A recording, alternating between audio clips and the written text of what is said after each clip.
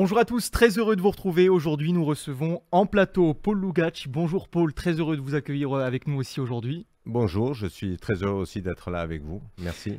Alors Paul, vous avez une expérience impressionnante, on peut le dire, dans le domaine du sport, notamment en tant qu'athlète de haut niveau et gérant d'entreprise sportive. Alors également une belle et grande carrière dans le milieu du football, on va y revenir. Finalement, comment ces expériences ont-elles influencé votre approche en tant que formateur et, on doit le dire, président de l'association de l'Union Corse des éducateurs sportifs des activités de la forme? Eh ben, en fait, mon parcours personnel en tant qu'athlète et puis après en tant que, on va dire, préparateur physique dans le milieu du foot pendant une vingtaine d'années, ont fait que j'arrive à un âge, à une expérience où il est important de pouvoir transmettre, très important de pouvoir transmettre à travers la formation. Et puis après, au niveau de l'association est née, on va dire, malheureusement à cause du Covid. Mais c'était une expérience que j'avais déjà vécue dans le passé en tant que préparateur physique, mais dans d'autres situations.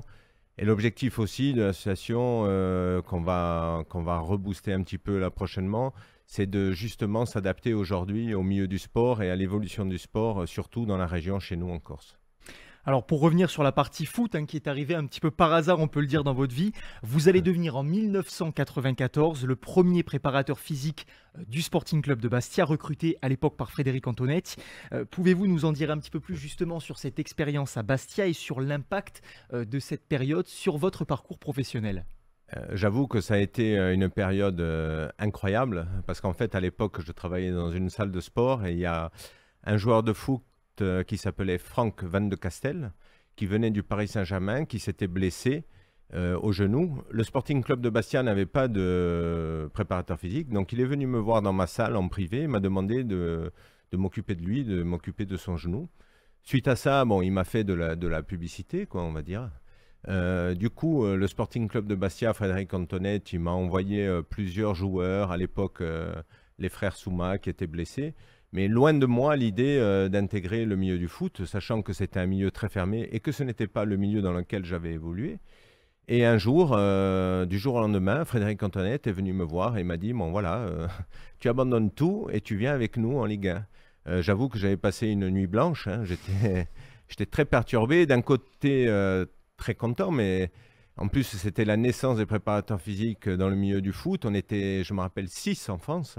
On avait fait un article dans France Foot. Et là, d'un coup, je me retrouve propulsé dans le milieu du foot et propulsé en Ligue 1. Donc j'étais heureux, mais en panique. Donc j'ai pris conseil auprès de tous mes amis pour savoir ce que je devais faire, parce que j'avais quand même des activités un petit peu de partout. Et on me demandait de tout abandonner et en 24 heures. Donc j'ai pris le risque, je me suis jeté. Pour ça, j'ai eu la chance après d'aller pouvoir me former dans les clubs italiens. Mais c'est vraiment Frédéric Antonetti qui est venu me chercher et qui m'a sollicité à ce moment-là. Alors j'ai envie de dire, vous avez réussi à ce moment-là à prendre cette opportunité et à la transformer, puisqu'en tant que préparateur physique et coordinateur donc Mm, dans plusieurs clubs professionnels de football, parce qu'après vous mm, allez beaucoup bouger et évoluer, vous avez travaillé à différents niveaux de la Ligue 1 à la nationale, vous avez également effectué des stages professionnels dans mm, des clubs prestigieux tels que le FC Barcelone, la Juve, l'AC Milan. mm. Finalement, comment ces expériences, elles ont enrichi votre expertise et votre perspective au début novice du monde du football? Alors, ces expériences, donc, quand je me retrouve d'un coup à faire le choix de partir dans ce domaine-là, j'avoue que j'étais en panique quand même, hein, parce que je me retrouve déjà à très haut niveau. Je commence pas par le petit niveau, je commence par le haut niveau. C'est ça qui est Et incroyable. je me retrouve donc confronté avec un personnage comme Frédéric Antonetti qui vient me chercher, mais qui est un mec qui a beaucoup de charisme et beaucoup d'exigence. Et de là, je me suis dit, bon, il faut très très vite que je m'enrichisse. Donc je suis parti en premier lieu à Monaco. Il y avait à l'époque Tigana et Claude Puel qui étaient préparateurs physiques. C'est la deuxième personne que je dois remercier dans ma carrière après Frédéric Antonetti, parce qu'il m'a beaucoup aidé. C'est lui qui m'a permis de connaître le milieu de la préparation physique dans le foot, et c'est lui qui m'a permis aussi de me connecter avec d'autres personnes comme Paul Marchione et autres, avec les clubs italiens. Et là, ça a été un enrichissement énorme, parce que en fait, j'étais en train de découvrir l'autre côté du football, comment ça se passe, et surtout d'apprendre à connaître les codes, le fonctionnement, la communication avec les joueurs. Donc c'est allé très vite, très fort. Et au moment, c'était très stressant pour moi au départ, malgré que c'était, on va dire, une chance inouïe. Mais c'était très stressant parce qu'il fallait assumer. Et après, au fil du temps, ben, je me suis adapté, puis j'ai appris, et puis j'ai fait la carrière que j'ai faite. 16 coachs en tout dans votre carrière et vous avez travaillé dans plus de 8 clubs différents. Finalement, quelles leçons vous avez tirées de ces diverses expériences et comment est-ce que vous les appliquez aujourd'hui dans votre retour dans un club corse à l'AS Fouriane?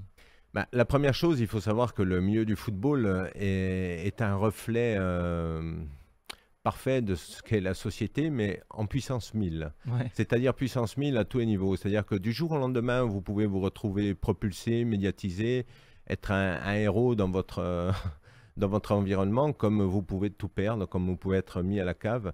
Donc il faut une gestion des émotions quand même bien particulière, il faut avoir les pieds sur terre. Et en même temps, c'est un enrichissement parce que vous êtes confronté à différentes communautés, différentes expériences, différentes cultures, différents âges. Donc c'est un domaine dans lequel on travaille avec l'humain et la psychologie est très très importante. Et le fait d'avoir pu, à l'époque, dans les clubs italiens qui étaient la référence à l'époque sur le plan européen dans le milieu de la préparation physique, j'ai eu la chance de rencontrer des gens voilà, comme Arrigo Sacchi en tant que entraîneur, comme Maldini en tant que joueur, des gens à Parme. J'ai été très très bien accueilli dans tous les clubs, j'ai été très très bien accueilli. Je débutais, j'avais 25 ans, donc c'était pas évident d'arriver. En plus, c'était pas des stages qui étaient organisés, c'est tout simplement par le fait de connaissance qu'ils ont accepté de m'accueillir et de me montrer comment ils travaillaient. Donc ça a été un enrichissement énorme. Et après, évidemment, au fil du temps, toutes ces expériences m'ont permis d'avoir une capacité surtout d'adaptation beaucoup plus rapide, une très grande richesse du terrain et des hommes. Et aujourd'hui, j'essaye, avec le recul, avec mon âge, de transmettre cette expérience et cette richesse. Et surtout, après, on arrive à un seuil de sagesse où on a plus la maîtrise. Voilà. On a beaucoup plus de maîtrise avec l'âge. Le foot, certes, mais vous êtes toujours resté dans le sport de manière générale. Aujourd'hui, vous êtes également responsable pédagogique des formations BPGEPS. Quelles sont finalement les compétences essentielles que vous cherchez à transmettre aux éducateurs sportifs? On a un petit peu entendu là ce que vous venez de dire justement concernant la partie football. Qu'est-ce qu'il en est du sport en général? Alors, le sport en général, alors aujourd'hui, on est à l'ère du numérique. Et aujourd'hui, malheureusement et heureusement, on va dire, d'un autre côté, il y a le bon et le mauvais. C'est que le milieu du sport est devenu très médiatique et le métier de coach, par exemple, est un métier très à la mode. Très, très à la mode. Donc, c'est très répandu et il existe énormément de possibilités de formation. Alors, certaines sont qualitatives, valorisantes, d'autres le sont beaucoup moins. Et évidemment que le public a du mal à s'y retrouver là-dedans. Moi, ce que j'essaie de transmettre, c'est surtout les deux choses les plus importantes. La première, c'est la passion. Voilà, je pense que quand on est dans des milieux comme ça, on n'est pas là par hasard, on est là parce qu'à un moment donné, on aime et qu'on a envie de s'occuper des gens, quel que soit le rôle. Et la deuxième chose, c'est la qualité. Voilà, c'est la qualité parce que je pense que sur le territoire corse, il y a des gens qui ont énormément de qualité. Malheureusement, aujourd'hui, c'est l'image qui prédomine. Et ce n'est pas forcément le reflet de la qualité et du bon esprit. Donc, on essaye surtout de transmettre, on va dire, les valeurs principales pour qu'à un moment donné aussi, le public puisse faire la différence. Et enfin, dernière question, et j'aimerais y revenir en tant que président de l'Union Corse des éducateurs sportifs et des activités de la forme. Quelles sont finalement vos priorités et vos objectifs pour l'avenir du sport en Corse et comment justement vous espérez les atteindre? Alors, au niveau du sport en Corse, là je vais élargir parce que bien qu'étant du milieu de la préparation physique et tout, aujourd'hui le sport a vachement évolué. Vous avez au départ le sport loisir, le sport compétition on va dire. Ensuite on a eu le sport bien-être et aujourd'hui on a le sport santé. Donc le sport a vachement évolué. Aujourd'hui, les gens pratiquent le sport avec un esprit différent. Dans les salles de sport, vous allez trouver des jeunes comme vous allez trouver des vieux, chose qu'on ne trouvait pas il y a 40 ans. Vous allez trouver des gens qui ont des pathologies, qui ont des maladies. Voilà. Et tout ça demande un encadrement très professionnel. Et aujourd'hui, un de mes objectifs, et je me rapproche aussi du milieu politique aussi, je travaille avec des gens comme Monsieur Castellane, qui est un homme qui est très à l'écoute, pour essayer peut-être de faire évoluer des choses sur différents plans. Par exemple, sur le sport compétition, en Corse, moi-même l'ayant subi en tant qu'athlète, aujourd'hui, quel que soit le sport que l'on pratique, en dehors du foot, qui est très médiatique, il y a des jeunes qui ont du mérite, qui ont besoin d'être encadrés, de structure, de professionnalisme.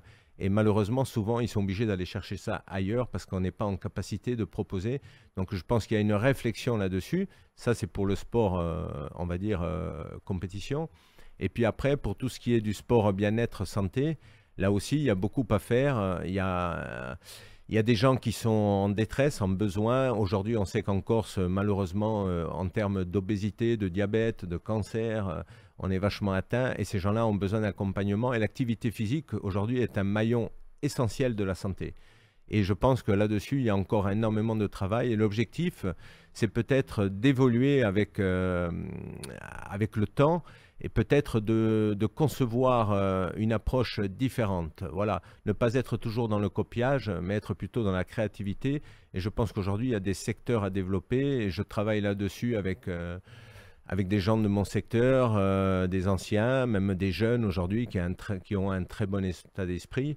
Et comme je vous l'ai dit, il y a des gens qui ont des compétences vraiment à faire valoir et on va essayer peut-être de s'y prendre différemment et de faire valoir ces compétences, peut-être en créant, on va dire, un univers différent, une approche différente du sport de ce que l'on a l'habitude d'avoir jusqu'à aujourd'hui.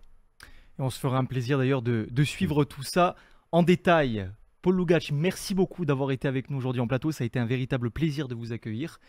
Et on se retrouvera certainement très rapidement pour justement faire le point sur ces beaux et nombreux projets. Merci Brice de votre accueil, ça a été un plaisir pour moi aussi d'être là avec vous. Merci beaucoup et nous concernant, on se retrouve très vite comme à chaque fois sur Énergie Corse et à Goursiga TV.